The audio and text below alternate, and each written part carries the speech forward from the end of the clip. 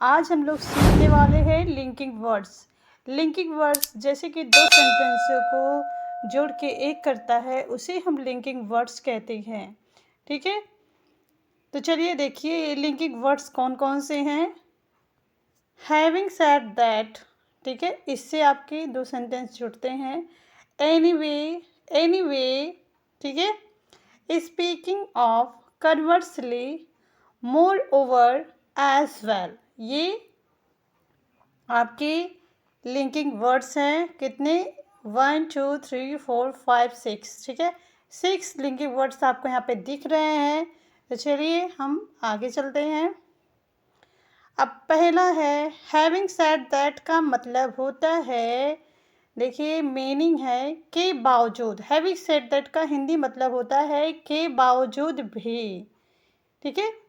तो देखिए यूज, जब आप पहले कुछ कह चुके हो और फिर उसमें एक कंट्रास्ट हो, उल्टा उल्टा पॉइंट जोड़ना चाहते हो, ठीक है, तो वहाँ पे हम हैविंग सेड दैट का यूज करते हैं। जैसे कि देखिए यहाँ पे एग्जाम्पल है कि हमें अगर किसी से कहना है, देखिए कि हैविंग सेड दैट हमें कहाँ कैसे यूज करना है, इसलिए मैं आपको एग्जाम्पल बता रही हूँ।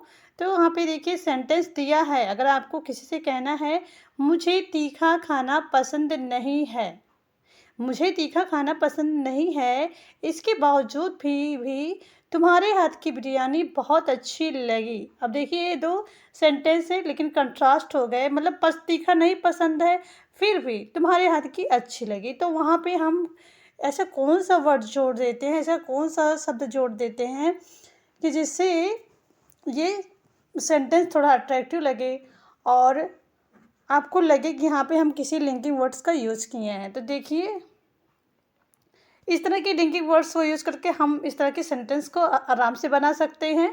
तो देखिए इसका इंग्लिश ट्रांसलेशन है I don't like spicy food, मुझे तीखा खाना पसंद नहीं। तो है I don't like spicy food, इसके बावजूद भी, इसके बावजूद भी having said that, okay, having said that तुम्हारे हाथ की बिरयानी बहुत अच्छी लगी। I loved the biryani you made, ठीक है, I love the biryani you made. Next sentence,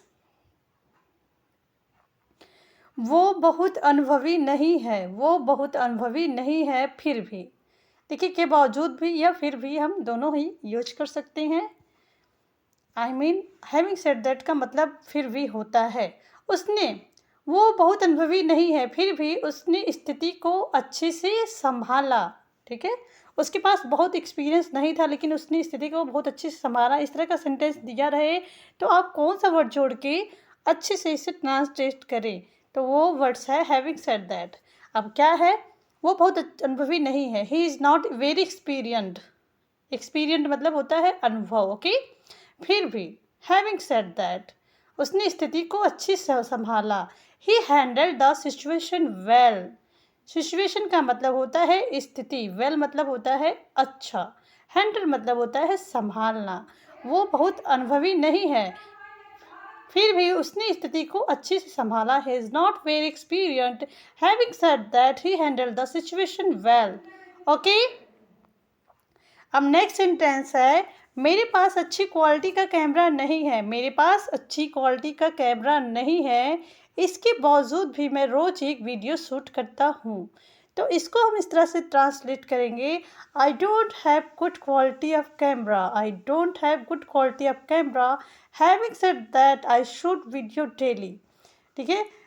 I don't have good quality camera, मेरे पास अच्छी क्वालिटी का कैमरा नहीं है, having said that I shoot a video daily, लेकिन फिर भी मैं रोज़ एक वीडियो शूट करता हूँ, ओके। नेक्स्ट वर्ड है एनीवे, एनीवे इसका मीनिंग है खैर या वैसे भी, खैर या वैसे भी। यूज हम कहाँ करते हैं, जब आप विषय बदलना चाहते हैं या बात को ख़त्म करना चाहते हैं। जैसे जब भी हम कोई बात बदलना चाहते हैं या ख़त्म करना चाहते हैं तो हम एनीवे का यूज करते हैं। तो चलिए आगे देखते हैं। मुझे वो फिल्म, देखिए एग्जाम्पल है, मुझे वो फिल्म पसंद नहीं आई, खैर अब इसके बारे में बात नहीं करते हैं। तो हम यहाँ पे एनीवे का यूज करेंगे। तो एग्जाम्पल है इंग्लिश में, I didn't like the movie, मुझे मूवी पसंद नहीं है। Anyway let's not talk about it, anyway let's not talk about it, तो हम इसके बारे में अब बात नहीं करते हैं। नेक्स्ट सेंटेंस, वो मुझे फिल्म पसंद नहीं आई, खैर इसके बारे में बात नहीं करते हैं। तो I didn't like the movie anyway let's not talk about it. Next sentence है, मुझे नहीं लगता है कि हमारी मदद करेगा, मुझे नहीं लगता वह हमारी मदद करेगा, वैसे भी हम काम चला लेंगे। I don't think he will help us anyway we will manage, I don't think he will help us anyway we will manage. Okay, next sentence, वैसे भी आप क्या कह रहे थे। तो देखिए बहुत छोटा और बहुत आसान सेंटेंस है जिससे आपको अच्छे से समझ में आए। Anyway what were you saying, anyway what were you saying, वैसे भी आप क्या कह रहे थे। तो इस तरह से हम एनीवे का यूज कर सकते हैं। अब नेक्स्ट वर्ड है स्पीकिंग ऑफ। ठीक है, स्पीकिंग ऑफ, स्पीकिंग ऑफ का मीनिंग होता है से याद आया। कोई बात आप करते हैं, बातों बातों में आप कहते हैं से याद आया। तो क्या है, जब कोई चीज़ बातों बातों में याद आ जाए, खाने से याद आया, स्पीकिंग ऑफ फूड, तुम्हारी बहन से याद आया, स्पीकिंग ऑफ योर सिस्टर। ठीक है, तो एग्जाम्पल देती हूँ, चलिए आप लोग को बताती हूँ एग्जाम्पल क्या है। तुम्हारी बहन से याद आया, उसने मुझे कल कॉल किया था।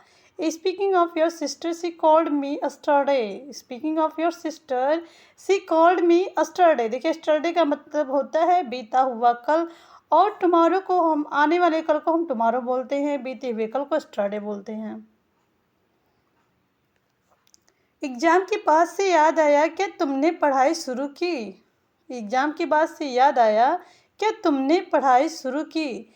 Speaking of exam, have you started studying, speaking of exam, have you started studying. ठीक है,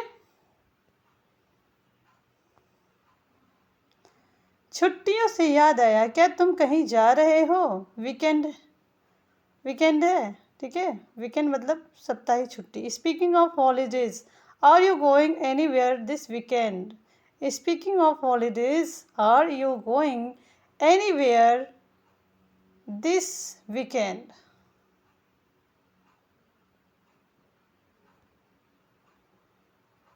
नेक्स्ट सेंटेंस है, नेक्स्ट वर्ड है कन्वर्सली। कन्वर्सली का मतलब होता है इसके विपरीत या उल्टा। जब आप दो विपरीत बातों को जोड़ते हैं, जब आप दो विपरीत बातों को जोड़ते हैं उस समय हम कन्वर्सली का यूज करते हैं। तो चलिए हम पहले एग्जाम्पल देखते हैं। तो वह लोगों के बीच रहना पसंद करता है, इसके विपरीत उसका भाई अकेले रहना पसंद करता है। जब भी इस तरह की बात करनी हो तो वहाँ पे हम कन्वर्सली का यूज करेंगे। अब क्या है, सी एंजॉयड बीइंग अराउंड पीपल, वह लोगों के बीच में, अराउंड पीपल मतलब लोगों के बीच में। ठीक है, सी एंजॉय मतलब होता है खुश रहना या पसंद करना। Conversely her brother prefer being alone, ठीक है, इसके विपरीत उसका भाई अकेले रहना पसंद करता है। तो ये हम करते हैं इंग्लिश में, conversely her brother prefer being alone. Okay, ज़्यादा लोगों को गर्मी पसंद होती है, इसके उल्टा मुझे सर्दी पसंद है। तो इंग्लिश में हम इसको ट्रांसलेट करेंगे, most people enjoy summers, conversely I love this winters. Okay, तुम्हें ये फिल्म बोरिंग लग सकती है, लेकिन दूसरी तरफ कुछ लोगों को बहुत पसंद आए। You may find this movie boring, conversely some people loved it. You may find this movie boring, conversely some people loved it. Okay, moreover इसके अलावा या साथ ही, दोनों मीनिंग होती है।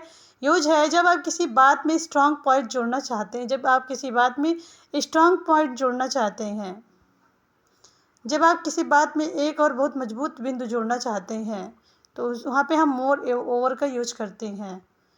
सेंटेंस है एग्जाम्पल वाला, हाँ सस्ता है, इसके अलावा इसका कैमरा बहुत अच्छा है। This phone is affordable, moreover it has a great camera. This phone is affordable, moreover it has a great camera. Okay. Next sentence, उसने समय पर काम पूरा किया और सबसे अच्छी बात उसने काम बहुत अच्छी तरह से किया। He completed the work on the time. Moreover, he didn't it perfectly. ठीक है। उन्होंने स्कूल में किताबें बांटी, साथ ही बच्चों को नाश्ता भी दिया। They distributed books at the school. Moreover, they gave the children breakfast. They distributed books at the